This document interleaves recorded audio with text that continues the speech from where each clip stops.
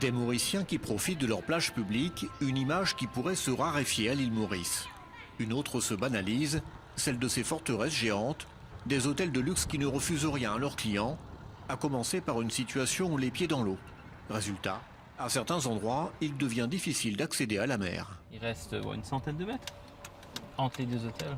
Ce consultant en environnement veut nous montrer ce qu'il reste de plages aux Mauriciens lorsque les hôtels se développent. De plus en plus de plages publiques sont données donc à des promoteurs, principalement des hôteliers pour la construction d'hôtels. Ça cause beaucoup de problèmes au niveau local parce que les plages publiques c'est quelque chose de très important pour la population mauricienne.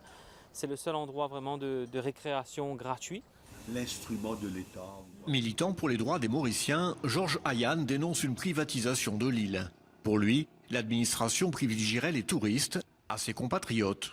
Cette autorité devient, si vous voulez, comme je dirais, agent immobilier.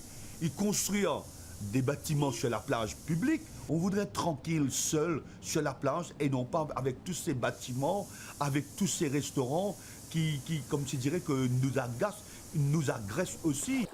Pourtant, c'est bien au tourisme que Maurice doit son développement. L'environnement et l'accès au public restent des données, parmi d'autres. La plage est un outil économique. Nous n'avons pas de pétrole, nous n'avons pas des ressources comparées à d'autres pays. Beach volley, kitesurf, les autorités ne manquent pas de projets.